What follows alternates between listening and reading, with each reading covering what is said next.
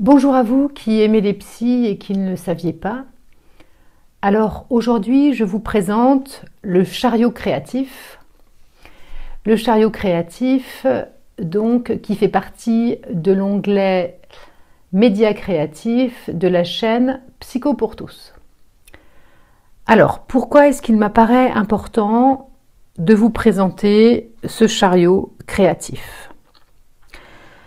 D'abord parce que moi, il m'accompagne depuis très longtemps, à la fois en thérapie, je trouve ça très important. J'ai été formée à la thérapie par le jeu et la créativité, et donc du coup, eh bien, à mesure du temps, j'ai sélectionné un petit peu quelques éléments qui me paraissent importants et que j'utilise en thérapie. Mais je trouve qu'il est intéressant de pouvoir avoir un chariot créatif. Je trouve qu'il serait intéressant d'en avoir un en famille. Je trouve qu'il serait intéressant d'en avoir un dans des écoles ou dans des centres de formation. Je trouverais intéressant aussi qu'il y ait ce genre de chariot dans les entreprises, au niveau des salles de réunion, parce que je m'aperçois en fait que à part un paperboard, à part voilà, un tableau, à part un tableau blanc, il n'y a pas grand-chose qui existe, alors qu'on a plein de manières de s'exprimer autrement que par la parole.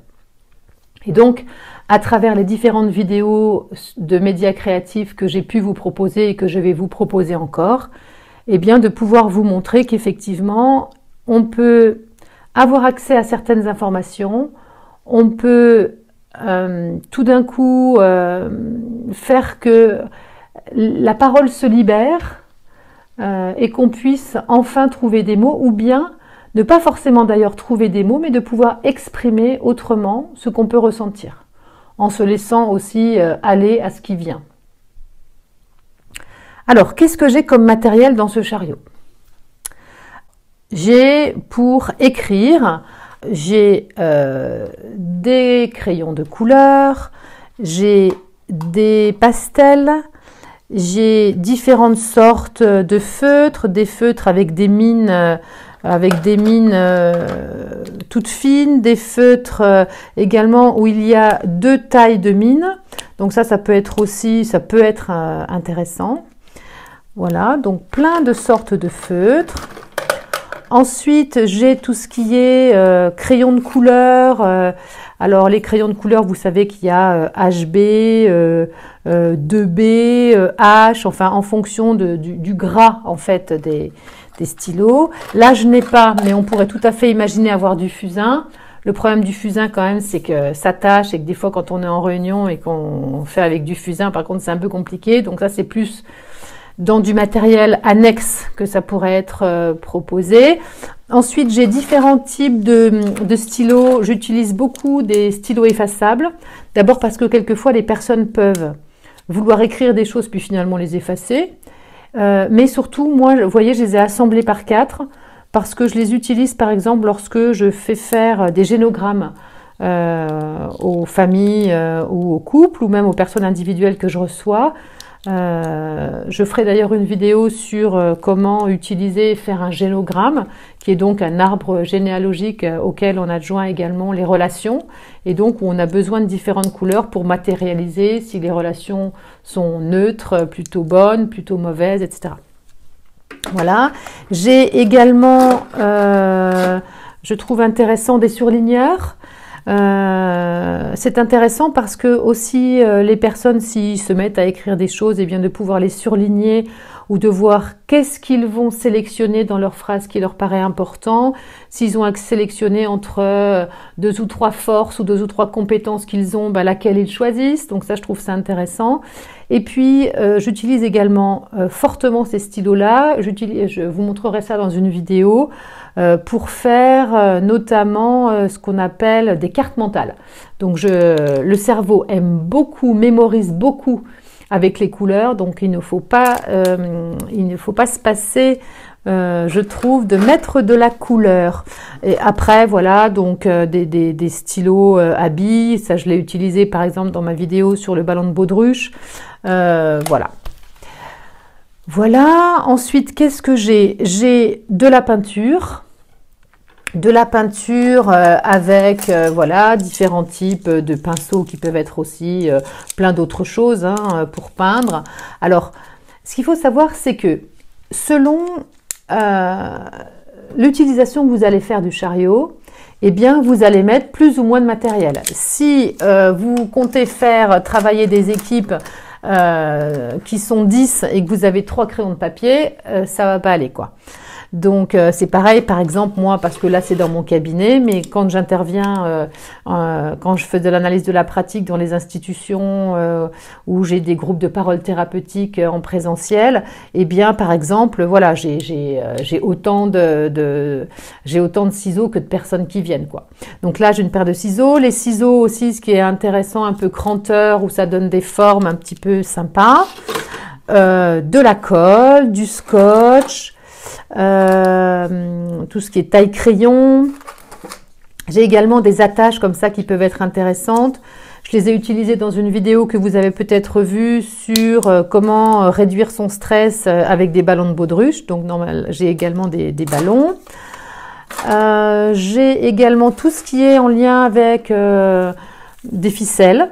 Hein, pour peut-être, avec les cure-pipes, on peut créer des personnages, des ficelles, créer des relations, par exemple, voilà, entre des éléments de la famille, etc., pour matérialiser des relations. Je trouve que c'est assez intéressant. J'ai également ici plein de petites feuilles. Alors, ça peut être des feuilles de couleur, des feuilles où j'ai déjà mis un encadrement, pour écrire des petites choses intéressantes qu'on va ensuite garder, qu'on va ensuite brûler, qu'on va ensuite afficher. Je vous montrerai par exemple, je ferai une vidéo sur le tableau des phrases importantes. Donc ça aussi, je trouve que c'est intéressant.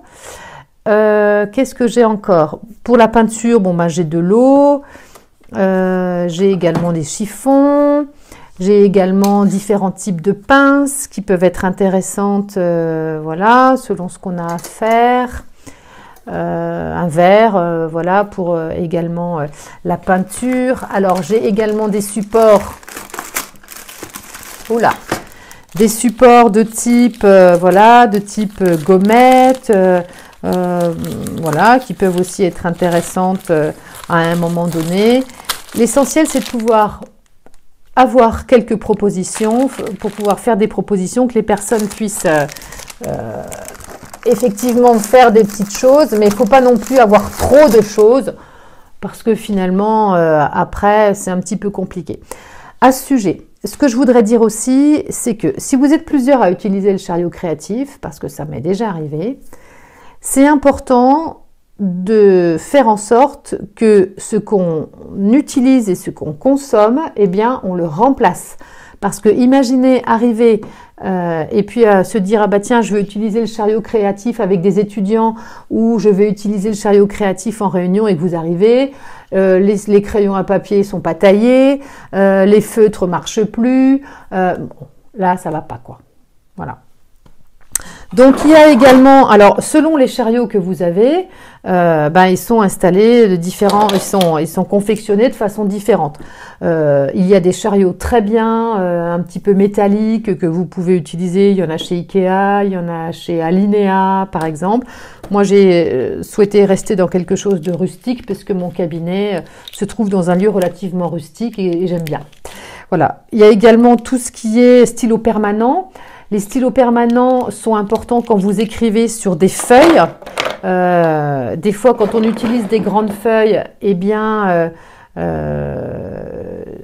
ne faut pas utiliser des stylos à tableau blanc parce qu'autrement, ils s'abîment tout de suite. J'ai également toute une série de feutres à tableau blanc qui sont intéressants. Je les ai utilisés récemment et vous pourrez le voir par exemple dans une vidéo sur l'arbre de vie, où on peut dessiner sur un tableau blanc, donc avec des couleurs différentes. C'est toujours plus intéressant que d'avoir les 3-4 stylos classiques. Voilà. Ensuite, ça je trouve aussi intéressant d'avoir quelque chose comme ça, une grande assiette, un plateau, pour, quand vous vous mettez sur une table, pouvoir circonscrire un petit peu ce que vous faites. Parce que du coup, ça permet de pouvoir positionner des éléments et je trouve ça plus intéressant que lorsque c'est éparpillé sur une table. Donc voilà, trouver un petit support. Bon là c'était celui-ci, mais vous pouvez en trouver un autre. Ensuite, ce qui est pas mal, c'est d'avoir des feuilles de différentes couleurs, de différents formats, de différentes textures, donc, et de différents... Voilà, alors donc avec des blocs, que ce soit des blocs A4. Alors c'est pareil, si vous avez plusieurs personnes, alors vous pouvez déchirer les feuilles et puis donner chaque feuille ou avoir plusieurs blocs. On a des blocs A4, j'ai également des blocs A2 qui sont intéressants. Voilà, et puis j'ai également des très grandes feuilles cartonnées de différentes couleurs qui peuvent être aussi très intéressantes, notamment pour faire ce que je fais par exemple avec les équipes, lorsqu'on fait fédérer une équipe avec un blason par exemple, c'est une vidéo que vous pourrez voir, et là on utilise voilà des grandes feuilles cartonnées qui peuvent être assez épaisses, qui sont aussi très intéressantes.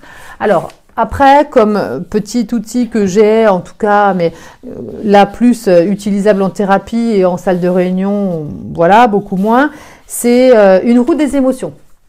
Donc, une roue des émotions, ça a été fait par une association qui s'appelle L'Autrement dit, c'est des Belges. Et donc, du coup, c'est qu'est-ce que je ressens éventuellement dans mon corps, comment est-ce que je me sens, confiante, inquiète, désorientée, apeurée, mécontente, etc. Et ensuite, de quoi j'ai besoin. Et donc, ça permet de pouvoir trouver aussi un certain panel de besoins et d'élargir un petit peu le spectre du langage et de ne pas toujours dire, par exemple, voilà, cette personne est violente, par exemple, et d'utiliser des mots, alors qu'il y a quand même aussi des finesses de langage qu'on peut réussir à trouver avec ces roues. Alors des roues, là, il y en a comme ça pour les enfants, et puis il y en a, ça c'est plus pour les adultes, voilà. Un autre jeu que j'utilise beaucoup, et je ferai d'ailleurs une vidéo, et puis je solliciterai également un ami, certainement thérapeute, pour expliquer aussi le jeu du Dixit. Donc ça c'est, voilà, il y a plusieurs manières de l'utiliser. Donc ça s'utilise aussi beaucoup en famille. Moi je l'utilise avec des groupes aussi. Donc je vous ferai une vidéo là-dessus. Et c'est vraiment, je trouve, c'est un support de parole. Notamment, par exemple, j'ai pas mal utilisé avec des personnes réfugiées. Donc il y avait un petit peu des problématiques par rapport à la langue française. Voilà, donc vous pouvez également utiliser, j'ai des mannequins également, donc ça c'est aussi des choses que je peux utiliser, donc avec des adultes, pas du tout qu'avec des enfants. Je travaille d'ailleurs essentiellement avec des adolescents et des adultes. Donc des mannequins qu'on peut utiliser éventuellement pour représenter une situation, pour représenter une famille, pour se représenter corporellement. Il y a une manière aussi de pouvoir le faire par le corps directement, mais on peut aussi le faire avec des mannequins. Je ferai peut-être également une vidéo là-dessus. Voilà, vous pouvez voir ici en fait que j'ai carrément voilà un panier qui se déplace. Donc du coup ce qui est intéressant, c'est que quand vous arrivez, il y a par exemple une table, voilà, et qu'il faut mettre le matériel au milieu de la table parce que c'est une salle de réunion ou une salle de formation ou une... du coup, ça permet de pouvoir avoir les choses également au milieu de la table, le chariot étant un petit peu plus compliqué parce que du coup, il est juste vers une ou deux personnes et le reste des personnes n'y ont pas accès. Voilà, donc j'oublie des choses, une règle, j'avais dû vous dire, gomme également, taille crayon, bon voilà. Donc, si vous avez des questions, si vous avez des commentaires à faire, si vous ne savez pas, évidemment, il y a plein de manières d'utiliser tout ce matériel et qui permet aussi d'ouvrir à la créativité, d'ouvrir à une autre forme de langage qui peut être vraiment très intéressante. Ce que j'ai également, ce sont des aimants. Où sont mes aimants? Voilà, par exemple, des aimants que l'on peut utiliser avec un tableau blanc aimanté. Et ça, je trouve aussi très intéressant, bon, déjà pour afficher les choses, mais également, on peut l'utiliser pour représenter des systèmes d'intervention ou une famille. Ou voilà, donc on peut utiliser des aimants. Aisément, des aimants. Voilà, je crois que c'est à peu près tout. Donc, n'hésitez pas à mettre un j'aime, n'hésitez pas à vous abonner à la chaîne Psycho pour tous et n'hésitez pas à mettre des commentaires si vous avez besoin. Comme je vous ai toujours déjà dit dans mes vidéos, moi j'en fabrique un petit peu par rapport aux outils que j'utilise, mais peut-être que vous avez des besoins, des envies auxquelles je pourrais peut-être répondre, donc n'hésitez pas à m'en faire part. À bientôt!